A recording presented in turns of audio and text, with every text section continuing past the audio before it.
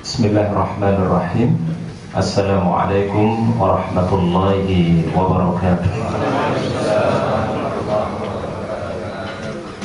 Alhamdulillahilladzi anzala ala 'abdihi al-kitaba wa lam yaj'al lahu 'iwaja qayyiman liyundhira ba'san shadidan min ladunhu wa yubashshiral mu'minin alladzina ya'maluna as-salihati anna lahum ajran hasana. Asyhadu an la ilaha illallah wahdahu la syarika lah wa asyhadu anna Muhammadan 'abduhu wa rasuluhu la nabiyya ba'dah. Allahumma salli wa sallim wa barik ala hadzal nabiyil karim nabiyina Muhammad ibn Abdillah wa ala alihi wa ashabihi wa man tabi'ahu bi ihsanin ila yaumiddin, amma ba'd. Ya ayyuhalladzina amanu taqullaha wa qulu qawlan sadida yuslih lakum a'malakum wa yaghfir lakum dhunubakum wa may yuti'illaha wa rasulahu faqad faza fawzan 'azima. Hadirin kaum muslimin, bapak-bapak dan ibu-ibu jamaah salat zuhur yang dimuliakan oleh Allah Subhanahu wa taala. Mari kita panjatkan puji dan syukur kita kepada Allah atas karunia dan nikmat yang telah diberikan kepada kita semua. Pujian yang menyempurnakan segala nikmat yang diberikan oleh Allah Subhanahu wa taala. Pujian yang senantiasa menghantarkan kepada ridha Allah Subhanahu wa taala. Dan mudah-mudahan kita tercatat sebagai hamba-hamba yang senantiasa mensyukuri pada setiap karunia dan nikmat yang telah diberikan oleh Allah Subhanahu wa taala. Inilah yang pernah disampaikan oleh Rasulullah sallallahu alaihi wasallam di dalam sebuah hadis sahih ketika beliau menunjukkan kualitas ibadahnya yang begitu tinggi di sisi Allah Subhanahu wa taala. Aisyah radhiyallahu anha berkata kepada beliau, "Ya Rasulullah, qad ghafarallahu laka ma taqaddama min dzambika wa ma ta'akhkhar." Wahai Rasul, begitu bersungguh-sungguhnya engkau beribadah kepada Allah, menunjukkan semangat yang begitu tinggi untuk bermujahadah di jalan Allah Subhanahu wa taala, padahal bukankah engkau telah mendapatkan ampunan di sisi Allah Subhanahu wa taala? Maka baginda Rasul menjawab, "Afala uhibbu an akuna 'abdan syakura." Apakah aku tidak ingin termasuk hamba-hamba yang senantiasa bersyukur kepada Allah? Mudah-mudahan hadir kita di siang hari ini menjadi catatan amal soleh di sisi Allah Subhanahu wa taala, dan Allah taala menerima amal kebaikan kita insyaallah. Hadirin kaum muslimin, bapak-bapak dan ibu-ibu yang dimuliakan oleh Allah taala, pada siang hari ini, pada Selasa pekan keempat, seperti biasa kita mengkaji mengenai hadis-hadis tentang asbabun nuzul, ayat-ayat Al-Quran yang turun kepada Rasulullah sallallahu alaihi wasallam. Insyaallah pada siang hari ini kita akan membahas mengenai surat Al-Isra, ya, surat yang ke-17. Silakan bapak-bapak dan ibu-ibu yang mungkin membawa Al-Quran atau mungkin bisa dibuka Al-Quran pada surat Al-Isra, atau juga sering disebut dengan surat Bani Israil, ya, surat yang ke-17.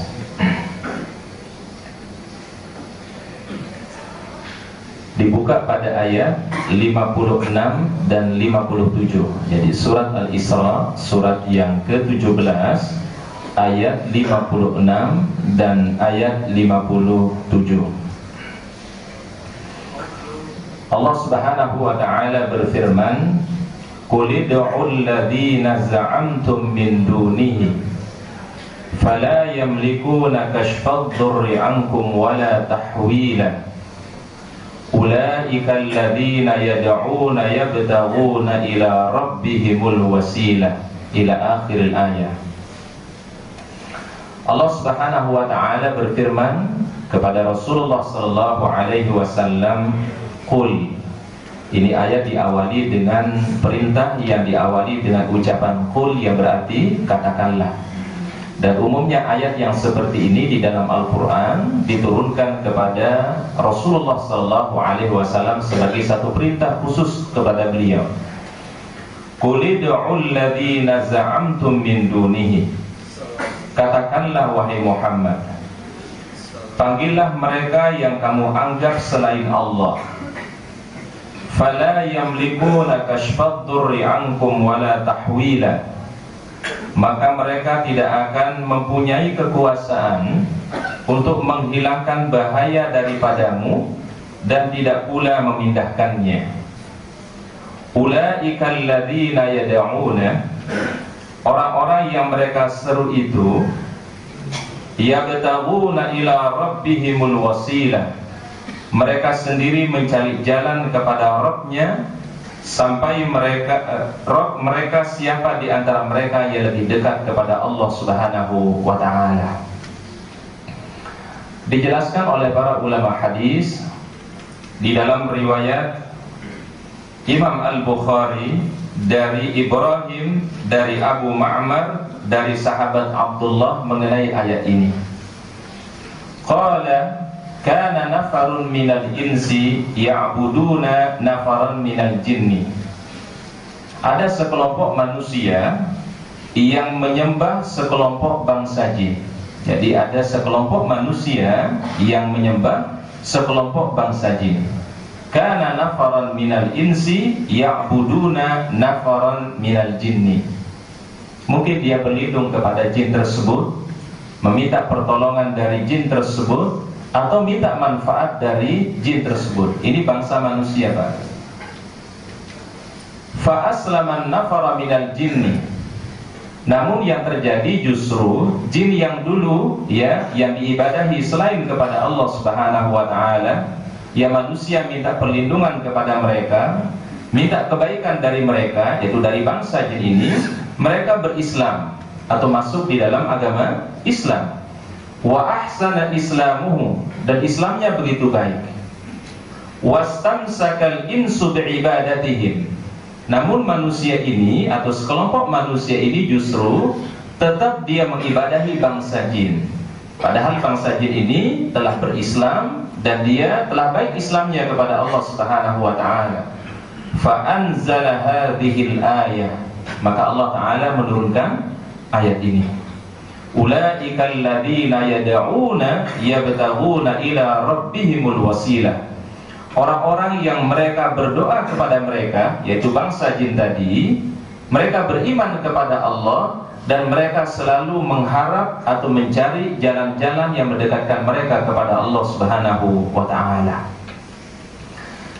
Ayat ini bapak-bapak dan ibu-ibu yang dimuliakan oleh Allah Subhanahu wa taala mengisyaratkan bahwasannya ada sebagian manusia yang memiliki hubungan dekat dengan jin.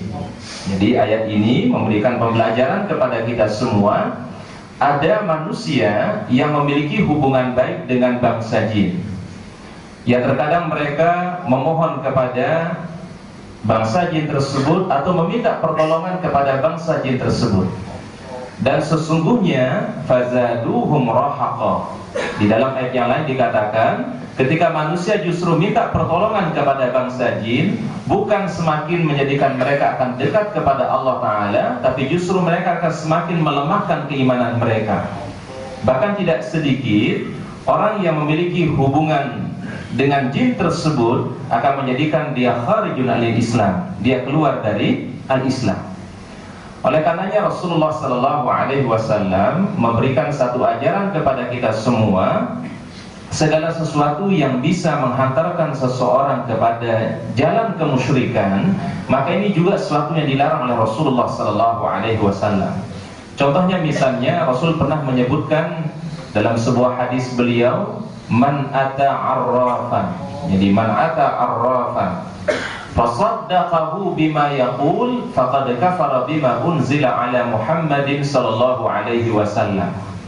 Barang siapa yang mendatangi orang yang mengklaim bisa mengetahui sesuatu yang gaib. Ya, apa istilahnya nih Pak? Para peramal ya Pak ya. Ya, disebut dengan arraf, ya. Jadi dalam hadis saja dinamakan oleh Rasulullah SAW sebagai arraf. Arraf itu artinya adalah orang yang mengklaim dirinya mengetahui sesuatu yang gaib. Ya, disebut dengan arraf dari kata arafa ya'rifu. Arafa ya'rifu kan artinya mengetahui, Pak. Berarti orang yang mengklaim mengetahui sesuatu yang gaib atau mengetahui sesuatu yang akan terjadi, ini diistilahkan oleh Rasul dengan sebutan arrafan. Dari kata arafa, ya'rifu ma'rifatan, artinya adalah mengetahui. Nah, sedangkan sesuatu yang gaib itu adalah tidak ada yang mengetahuinya kecuali Allah Subhanahu wa ta'ala. Apa sabda Rasulullah SAW tadi? Man ata arrafan, barang siapa yang mendatangi para peramal, ya, fasaddaqahu bima yaqul, lalu ia membenarkan apa yang menjadi ucapan peramal tersebut, faqad kafara bima unzila ala Muhammadin sallallahu alaihi wasallam, maka dia dikatakan orang yang telah mengingkari apa yang diturunkan Allah Ta'ala kepada Rasulullah sallallahu alaihi wasallam. Karena di dalam akidah Ahlus Sunnah wal Jamaah, perkara-perkara yang gaib itulah milik Allah Subhanahu wa ta'ala. Jadi kalau ada orang yang meyakini bisa mengetahui sesuatu yang akan terjadi atau bisa meramal peristiwa yang akan terjadi, tentunya sudah menjadi sesuatu yang di luar dari akidah yang dibawa oleh Rasulullah sallallahu alaihi wasallam. Karena sesuatu yang gaib tidak ada yang mengetahui kecuali Allah Subhanahu wa taala. Yang manusia ketahui, Bapak Ibu, disebutkan oleh para ulama ada dua hal, Pak. Yang pertama adalah peristiwa yang pernah kita lewatkan. Ya, Pak, ya. Jadi kalau peristiwa ini telah berlalu, sudah terjadi, ini kita tahu, Pak. Atau yang kedua, kata para ulama, adalah peristiwa yang sedang kita alami, ya, peristiwa yang memang sedang berlalu atau sedang kita laksanakan. Ini yang ada dalam pengetahuan kita sebagai manusia. Tapi apa yang terjadi hari esok ialah merupakan rahasia Allah Subhanahu wa ta'ala, ya. Innallaha 'indahu 'ilmus sa'ah wa yunazzilul ghaith wa ya'lamu ma fil arham wa ma tadri nafsun madza taksibu ghadan wa ma tadri nafsun bi ayyi ardin tamut. Setiap jiwa, setiap diri, firman Allah, tidak mengetahui apa yang akan terjadi hari esok. Jadi ini merupakan satu hal yang gaib yang tidak ada yang mengetahuinya kecuali Allah Subhanahu wa ta'ala. Dan setiap diri tidak mengetahui di mana akan dipanggil oleh Allah Subhanahu wa ta'ala.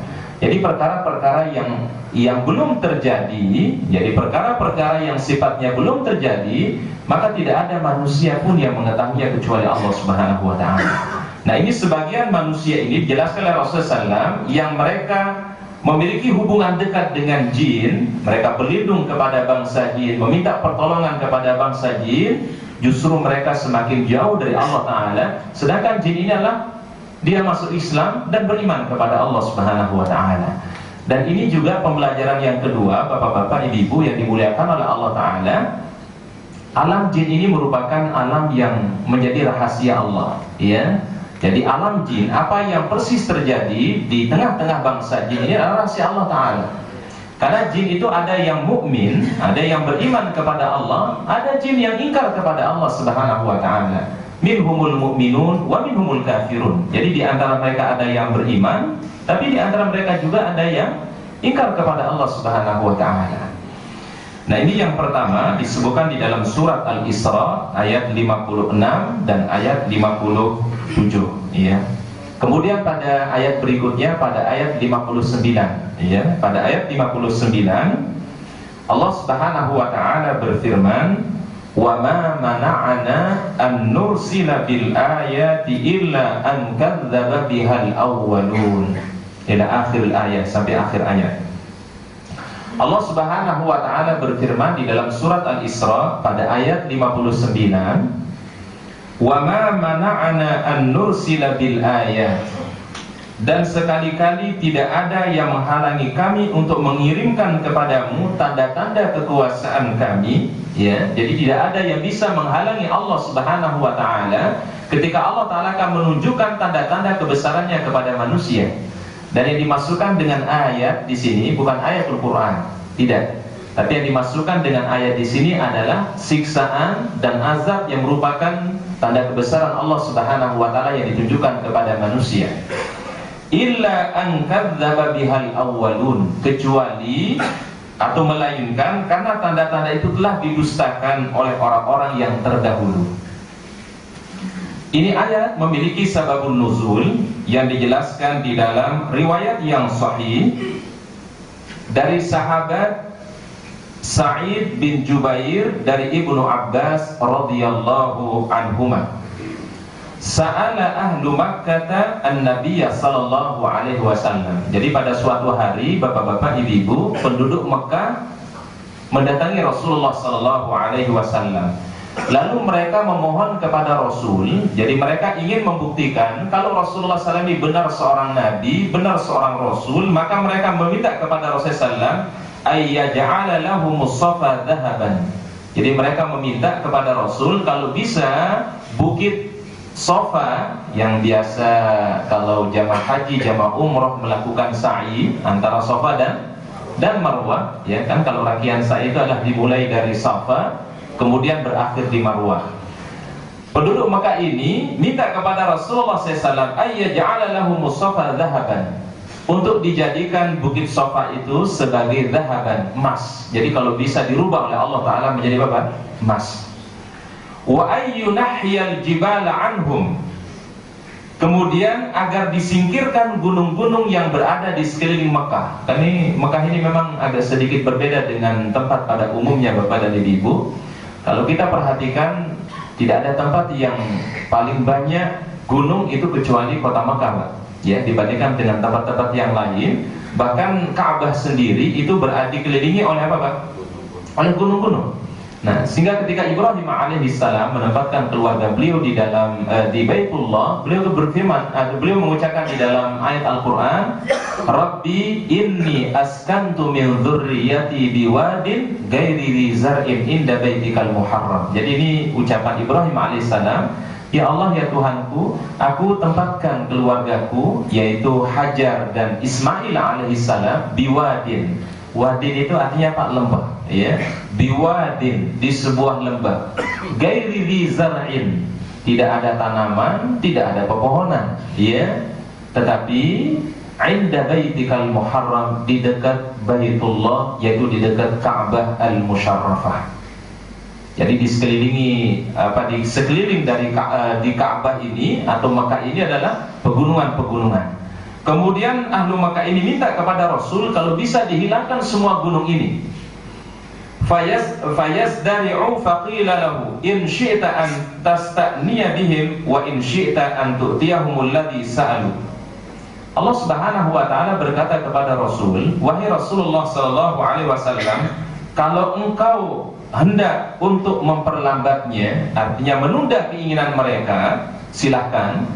Tetapi kalau seandainya engkau ingin menyegerakan apa yang mereka minta, saya akan memberikan firman Allah Subhanahu wa taala. Saya ulangi sekali lagi, ketika hal ini diminta oleh penduduk Mekah kepada Rasulullah SAW, wahai baginda Rasul, jadikanlah gunung Safa atau bukit Safa ini menjadi emas, dan kalau bisa semua pegunungan yang ada di Mekah ini kalau bisa engkau hilangkan. Maka Allah Ta'ala berfirman kepada Rasul, pilihannya cuma dua, wahai Rasulullah SAW. Kalau mereka menginginkannya disegerakan, kami akan menyegerakannya. Tapi kalau seandainya mereka ingin diperlambat, artinya ditunda apa yang menjadi keinginannya, maka kami pun juga akan melakukannya, firman Allah Subhanahu wa taala. Namun yang terjadi adalah rupanya Rasulullah sallallahu alaihi wasallam menunda keinginan orang-orang Mekah. Karena kenapa kata Rasul, kalau seandainya Allah Ta'ala menyegerakan permohonan mereka, jadi bukit Safa bisa dirubah oleh Allah Ta'ala menjadi emas, kemudian gunung-gunung itu bisa dihilangkan oleh Allah Subhanahu wa taala.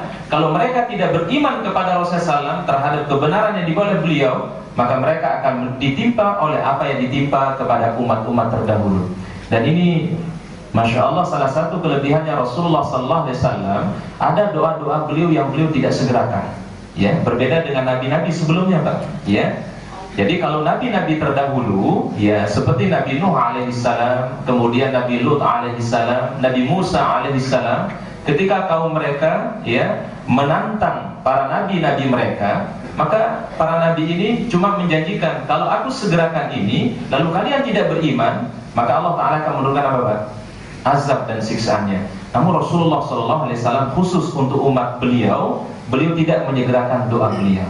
Dalam sebuah hadis Rasul mengatakan, likulli nabiyyin da'watun mu'ajjalatun. Setiap nabi itu, Pak, disegerakan doanya oleh Allah Ta'ala, atau mereka minta untuk disegerakan oleh Allah. Kaum Nabi Nuh alaihissalam misalnya, Bapak dari Ibu, ketika mereka tidak beriman, bukankah kaum Nuh ini dibinasakan juga oleh Allah Subhanahu wa taala, dihabisi oleh Allah? Kaum Nabi Lut alaihi salam, bukankah ketika mereka tidak percaya kepada Nabi Lut, Allah taala hancurkan juga, Pak? Kaum Nabi Saleh alaihi salam di Madain Saleh dihancurkan juga oleh Allah taala ketika Allah taala sudah menunjukkan kebesarannya, lalu mereka tidak mau beriman. Nah, Rasulullah sallallahu alaihi wasallam kemudian mengatakan, "Wahtabatu, aku ini mengundur permintaanku atau aku ini tunda permintaanku," kata Rasul, doaku, "syafa'atan li ummati yaumal qiyamah," sebagai syafaat untuk umatku nanti pada hari kiamat. Allahu akbar. Nah, Rasulullah sallallahu alaihi wasallam yang mendapatkan manfaat beliau sebenarnya, Pak, bukan hanya orang-orang beriman di dunia ini. Hatta orang-orang yang tidak beriman, Pak, mendapatkan rahmat kasih sayang Rasulullah sallallahu alaihi wasallam. Inilah yang disebutkan di dalam pujian Allah taala kepada Rasul dalam surat At-Taubah di 2 ayat yang terakhir, Pak. Kita bisa cek di surat At-Taubah di ayat yang terakhir, 2 ayat terakhir, laqad ja'akum rasulun min anfusikum azizun 'alaihi ma 'anittum harisun 'alaikum bil mu'minin raufur rahim. Fa in tawallaw faqul hasbiyallah la ilaha illahu 'alaihi tawakkaltu wa huwa rabbul arsyil azim. Dan doa ini disunahkan oleh Rasul untuk dibaca, Pak, setiap selesai sholat subuh dan setiap selesai sholat maghrib. Hasbiyallah la ilaha illahu 'alaihi tawakkaltu wa huwa rabbul arsyil azim. Rasul biasanya membacanya 7 kali, Pak, ba'da sholatis subhi, setelah sholat subuh, dan 7 kali ba'da sholatil maghrib, setelah sholat maghrib. Hasbiyallah artinya adalah cukuplah Allah bagiku, ya, hasbiyallah la ilaha illahu, tidak ada ilah yang diibadahi kecuali Dia, alaihi tawakkaltu, aku hanya bertawakal kepadanya, wa huwa rabbul arsyil azim, dan Dialah Allah pemilik arsy yang agung. Hasbiyallah la ilaha illahu alaihi tawakkaltu wa huwa rabbul arsyil azim. Ini mirip dengan doa yang lain juga, hasbunallah ni'mal wakil ni'mal maula wa ni'man nasir. Silakan kita bisa memilih satu di antara dua doa ini yang dicontohkan di dalam Al-Quran oleh Allah Subhanahu wa ta'ala.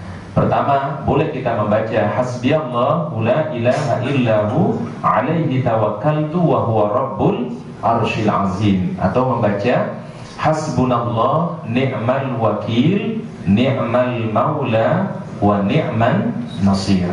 Nah, kalau hasbunallah artinya cukuplah bagi Allah, cukuplah bagi kami Allah, wa ni'mal wakil, Dialah sebaik-baik tempat bertawakal, ni'mal maula wa ni'man nasir, sebaik-baik pelindung dan sebaik-baik yang memberikan pertolongan. Itu makna dari apa, Pak?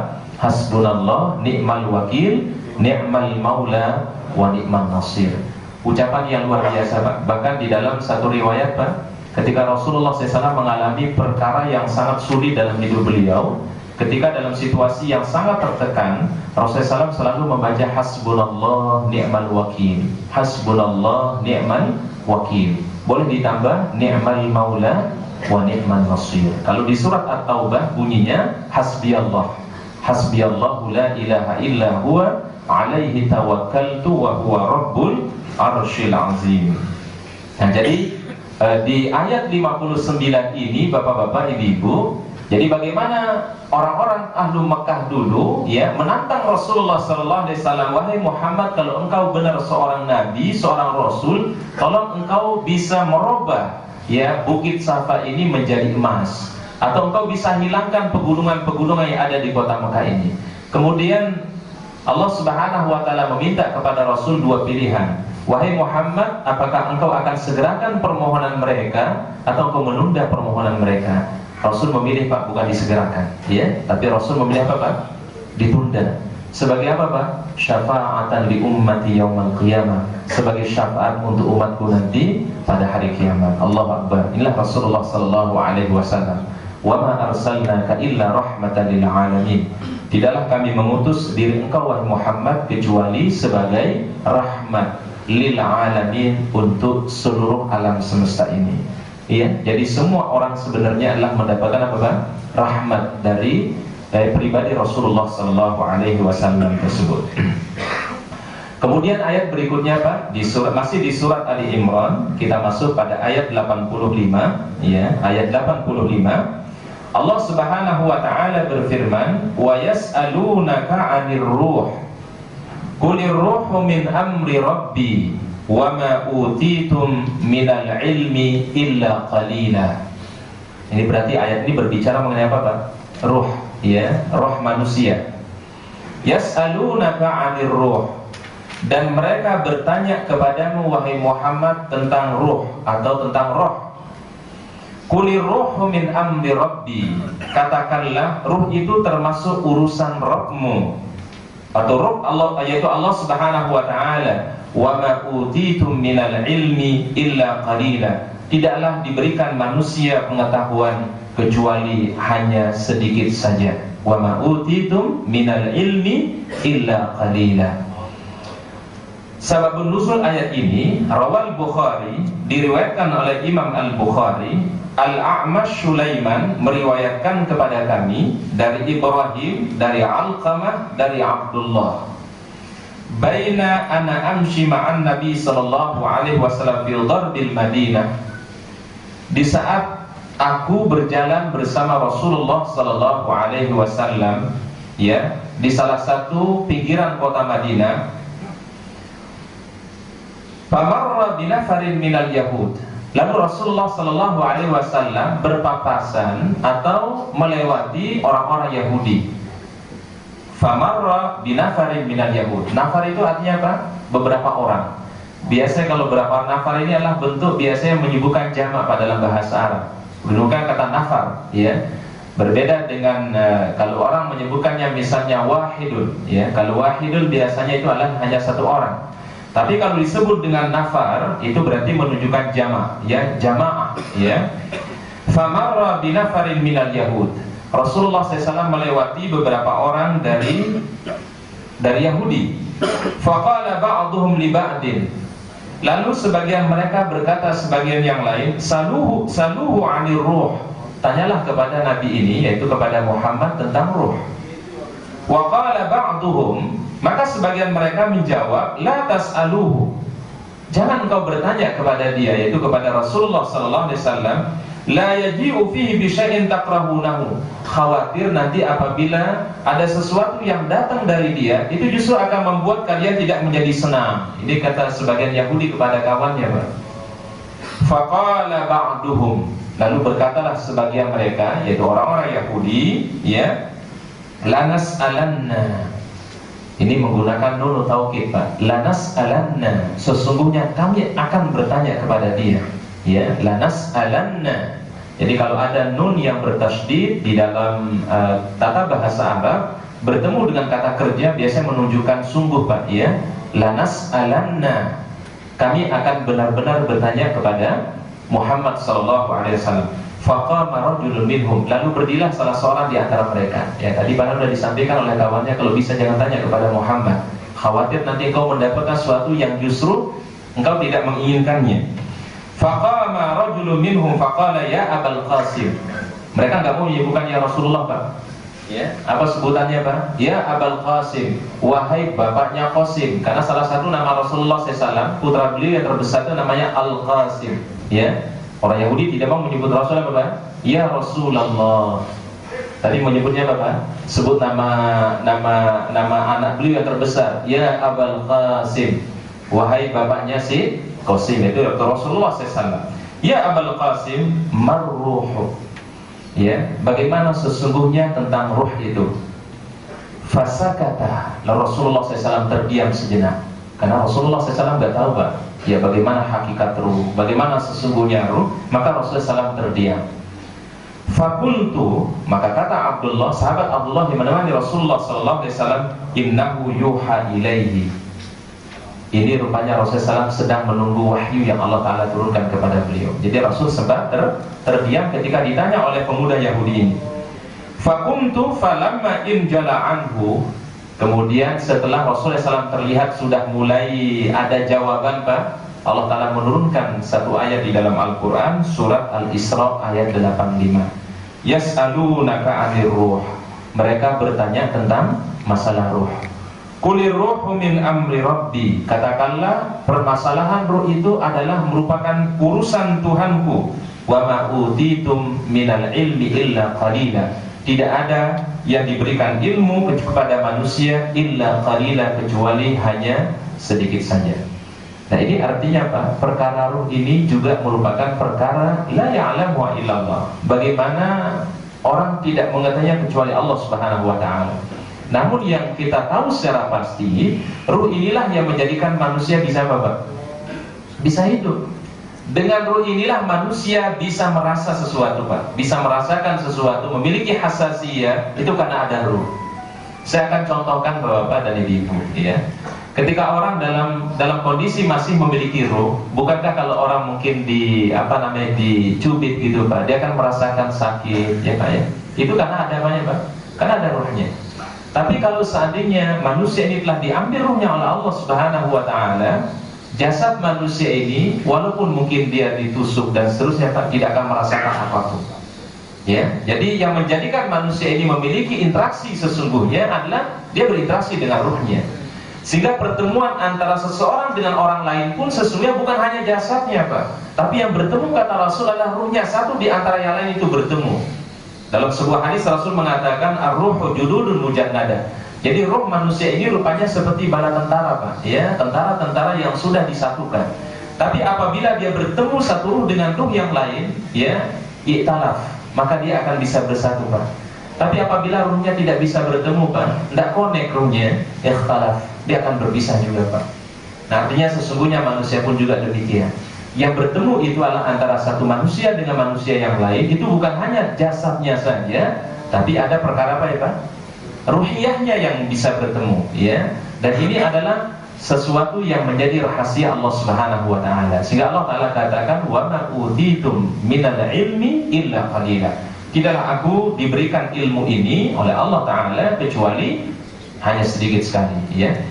Nah, namun yang perlu kita ingat, bapak-bapak dan ibu-ibu yang dimuliakan oleh Allah Ta'ala, roh manusia atau jiwa manusia itu terbagi menjadi dua. Yang pertama adalah yang disebut dengan an-nafsu al-mutmainnah, ya, disebut dengan an-nafsu al-mutmainnah. Jadi jiwa yang senantiasa merasakan kebahagiaan disebut dengan an-nafsu al-mutmainnah. Wahada, kata para ulama, dan jiwa ini adalah lil mu'minin, dimiliki oleh orang yang beriman kepada Allah, beriman kepada Rasul, dan beriman kepada yaumul akhir. Yang ketika dia meninggal dunia, ini akan diseru oleh Allah Ta'ala, ya ayyatuhan nafsul mutmainnah, irji'i ila rabbiki radiyatan mardiyah, fadkhuli fi ibadi wadkhuli jannati. Jadi yang diseru oleh Allah Ta'ala ruh kita, Pak. Jiwa kita yang akan dipanggil oleh Allah Ta'ala, ya ayyatuhan nafsul mutmainnah, wahai jiwa yang beriman, jiwa yang tenang, jiwa yang senantiasa berada di dalam kebaikan. Irji'i ila rabbiki, kembalilah kepada Tuhanmu. Berarti jiwa kita yang akan kembali kepada Allah, ruh kita yang kembali kepada Allah, radiyatan mardiyah, dalam keadaan ridha dan juga diridhai. Fadkhuli fi ibadi wadkhuli jannati, masuklah di dalam syurgaku dan masuklah di dalam hamba-hambaku, firman Allah, ya.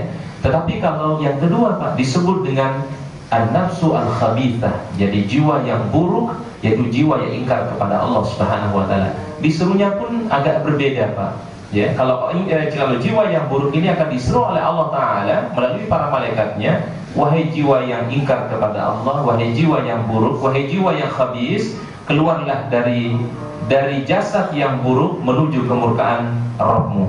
Kalau tadi, Pak, menuju kepada keridhaan Tuhan, yaitu kepada Allah Subhanahu wa taala. Jadi yang sesungguhnya kembali kepada Allah Ta'ala tidak ada adalah jiwa manusia atau roh manusia.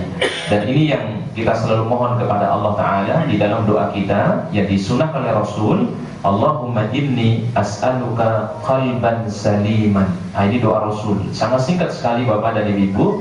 Allahumma inni as'aluka qalban saliman. Ya Allah, kami memohon hati yang senantiasa selamat, ya, selamat dengan keimanan, selamat dengan ketaatan, dan tidak ada yang akan selamat kecuali hati-hati yang kembali kepada Allah Ta'ala dalam keadaan beriman, ya. Jadi doanya tadi saya ulangi sekali lagi, Allahumma inni as'aluka qalban saliman. Jadi yang artinya adalah, ya Allah, Aku memohon hati yang selamat. Ya, selamat di sini artinya dipenuhi dengan keimanan, selamat dari segala hal-hal yang bertentangan dengan perintah Allah Subhanahu wa taala.